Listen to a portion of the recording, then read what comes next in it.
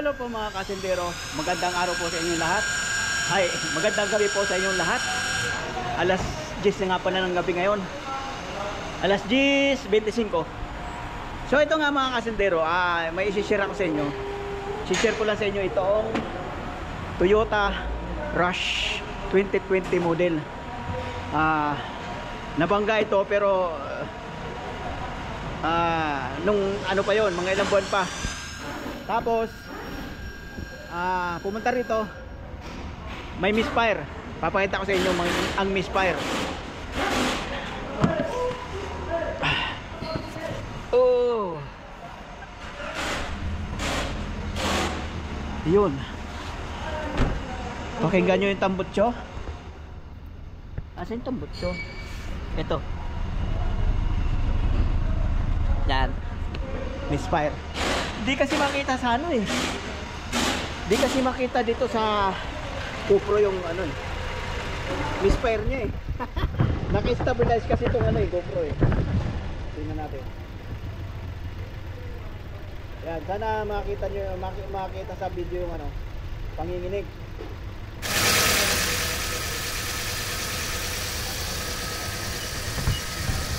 Tapos, chinik ko na ito kanina.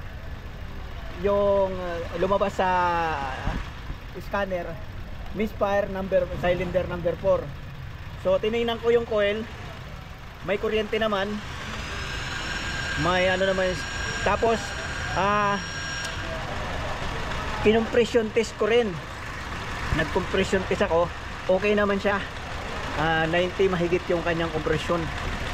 So ang huli nating check yung ano tawag dito, check natin uli yung ang huli natin yung checkin yung mga injector. Mayroon siyang ano eh, may tagaktak sa loob ng makina eh. Pero minsan pagka yung may misfire talaga, yung cylinder na hindi gumagana, nagkakaroon talaga ng ganyan kasi nagsasalubong yung kanyang ano, compression yata. Pero yun ang kadalasan, yun ang experience ko pag mayroong misfire na isang ano cylinder, may tagaktak nga sa loob ng makina. So bukas tatanggalin ko to at lilinisan natin yung injector. Titingnan ko yung injector kung kaparehas ng mga injector ng Camry 2018 pataas, o kahit yung mga ano, kahit yung mga hybrid. Pagka ganitong klase yung kanyang ano injector, malamang nga injector ang problema, kasi yung ganitong injector ano eh, madali siyang magbara. Pero nalilinisan naman to.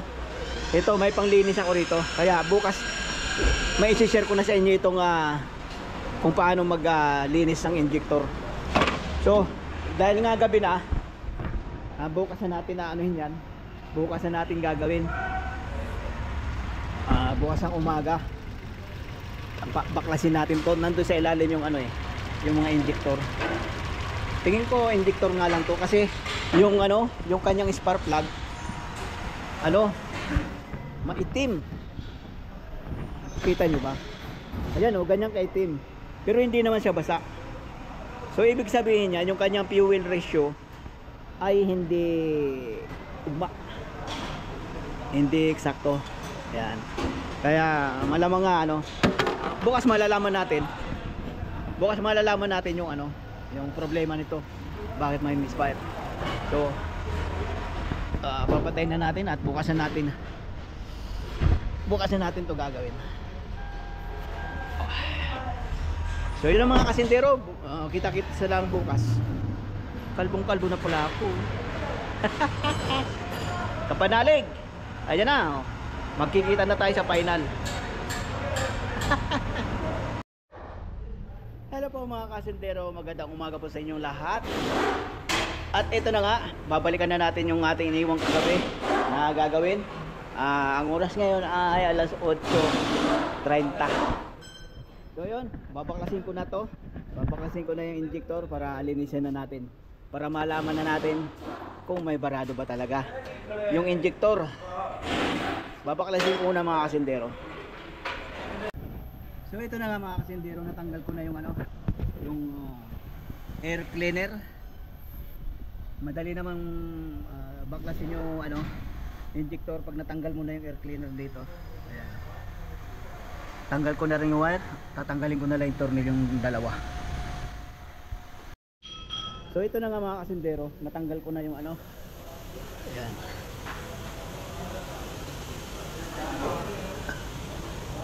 Alo, nawala yung ano. Ayun, nandun. Natanggal ko na tong injector at atin ang lilinisan. Ayan. Teka lang.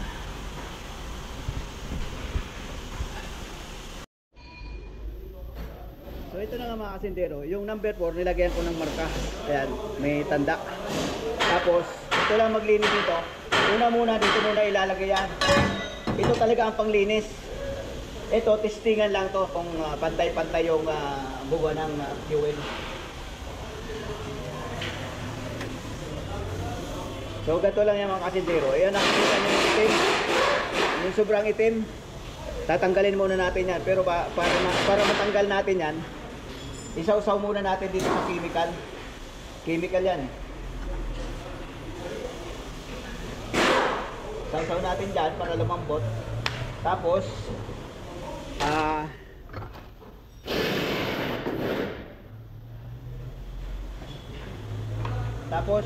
i-steel brush yan. Ayan. Yan, i-steel brushin lang yan para yung carbon matanggal. Lahat yan steel brushin. Yung dulo wag na kasi ano yun nandan yung butas. Kaya nang tanggalin ng chemical yan dito. Itong machine na to nagpa-vibrate ito. Pag makita mo yung chemical sa loob, kala mo kumukulo.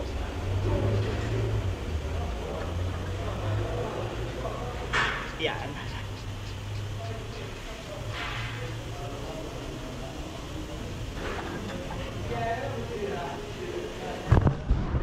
Ganyan lang forma niya mga kasindero. Ayan, may 8 butas yan. Pero palibasa 4 cylinder lang yung ating gagawin. Tama lang yung 4. Tapos on natin yung power. Tapos i-select natin ng ano 10 minutes. 5 minutes nga lang yan, pero 10 minutes gagawin natin kasi ano. Tapos enter natin. Yan.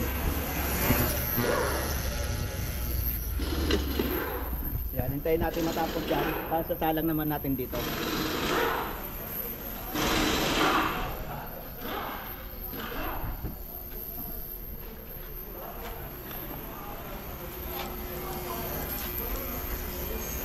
Yan, naririnig nyo? Lumaganyan. Ayan yung loob.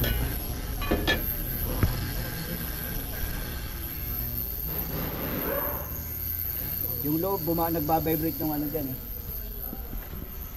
So babalikan natin yan mamaya kasi ilalagay ko muna yung high tension dito sa sakyan na yan Yun ang una kong ginawa. Palit ng spark plug. Bali tune up, nag-tune up tayo dyan. Lalagay ko muna yung mga kasindero. So ito nga mga kasindero, tapos na. Kukunin na natin, dito na. Tingnan nyo yung kulay, malinis na. Pati yung dulo. At ito yung number 4 na nilagyan natin ng marka. Nilagyan natin yung number 4. Lalagyan muna ng grasa ito nga.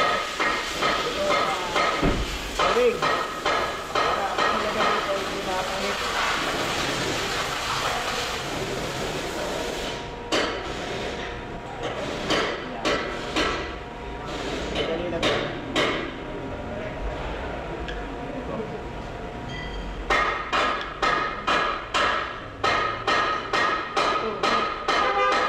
Kaya lang yan. Pasok. Tapos ano yan dito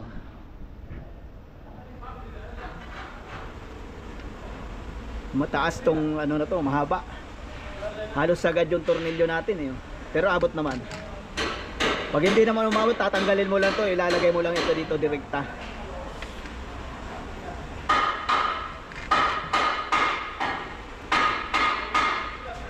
Tapos ito lagay dito.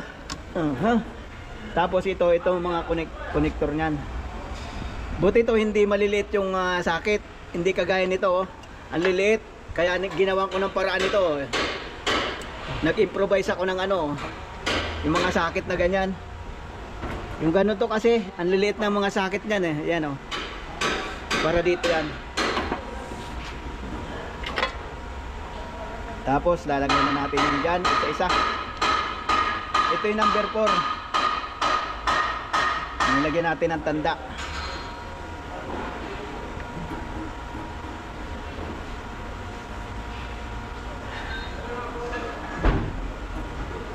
Oho. Tapos naka-open na. Automatic lang yan mga kasendero. Automatic. Ayan, lagyan natin ilaw para makita. Yan. Kita nyo? Ito yung number 4. Titingnan natin.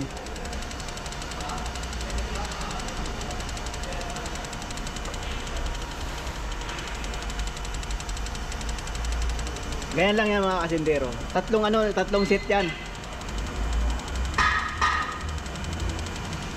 Ano yan?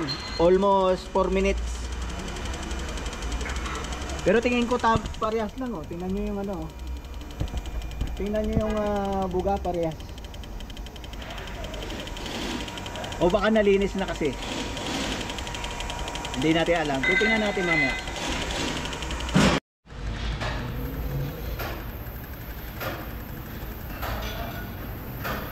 So ayan na, mga kasindero. Tapos na yung unang testing.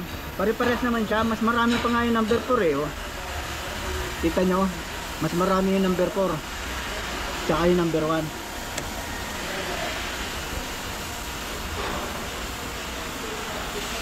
Tapos magsiset uli yan. Mas ano naman, ito naman ang lalabas sa kanya. Automation. Automation.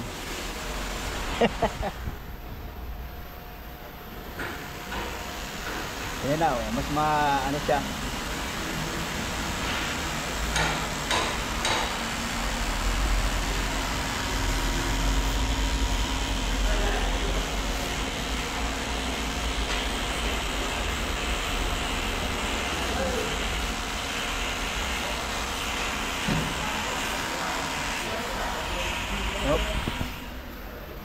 Parehas din. Sana nga nagbara lang yung isa, tapos nalinis na nga dito kaya nawala na. Para di na tayo baka mamaya kuryente naman yung may problema. Malalaman natin mamaya. Tapos isa pa. Yan. Dito naman yan, testing na. Ito, kung gusto mong lakasan yung pressure, dito magdadagdag ka lang dyan. Ayan, o. Tamo, tumalakas yung pressure. Hanggang 90. Huwag kang susobra ng 90 PSI. So yan, tapos na yung mga kasindero. Ang ginagawa ko niyan, kasi ito, chemical to. May maiiwan na chemical yan dyan sa loob. Ang ginagawa ko niyan, hindi ko kaagad tinatanggal yan. Ginagawa ko niyan, ito lang tinatanggal ko.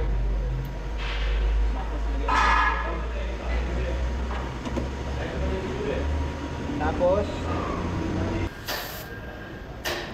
bubuksan natin itong power dito. Hahanginan natin dito. Yan. Para maubos yung chemical dito sa loob. Kasi pag nandyan yan, pag in-start mo na doon, mamamatay yung makina. Mga 4 na beses mamamatay yan bago umandar ng tuloy-tuloy. Kaya ang ginagawa ko ganito.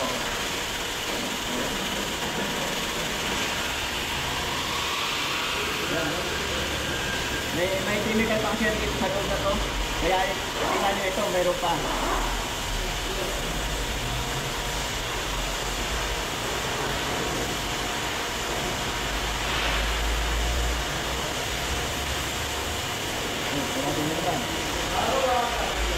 Pero okay na yan. Okay na yan. Pa.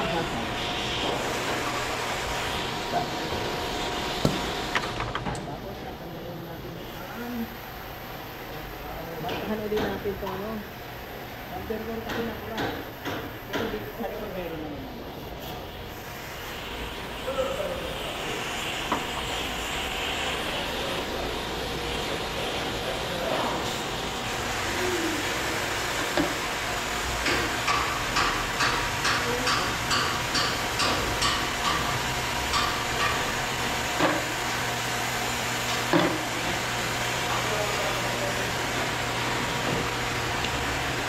So, ikakalitin natin ito para magkaalam na kung maayos na. Kung maayos na yung ating sasakyan. Yan.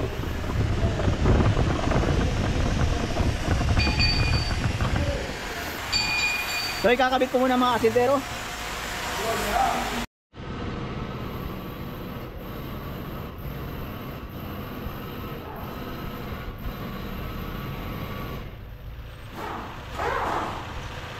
So ito na nga mga kasindero, pino na yung andar, wala na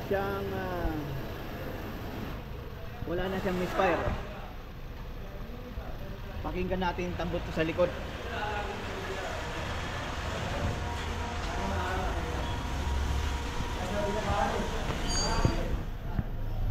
Yan, taimik na taimik. So yun na nga mga kasindero, yun lang ang naano natin.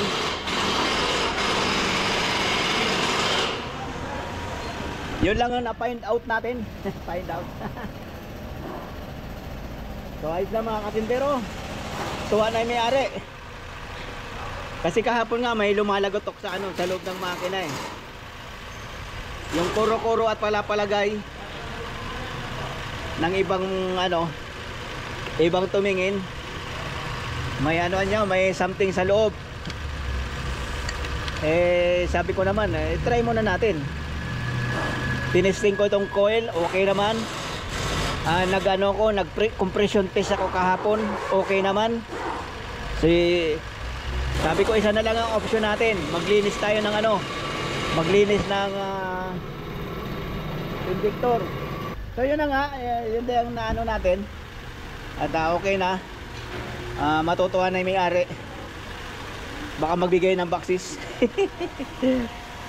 So yun, ipapa-analyze ko lang yan, tapos iiwanan na natin itong mga kasindero. So ito nga mga kasindero, umilaw yung check engine niya. Kasi nga kanina, tanggal yung mga injector, saka yung evap. Pinon ko yung susi dahil chinik ko kung may power yung mga injector. Kaya ano natin, iskan natin. Op, mass airflow. Yan, tanggal nga pala yan dahil yung ano tinanggal natin. Abnormal engine start. Kasi pagkakabit natin ng ano, pagkakabit natin ng injector, matagal-tagal umandal yun dahil ano pa, wala pang laman yung mga injector. So okay na, delete lang natin yan. Yun na, wala na. At pinuna yung andar. So yun na nga mga kasindero, hanggang dito na lang tayo. Hanggang ito lang ang may ito lang may share ko sa inyo. At mayroong hello.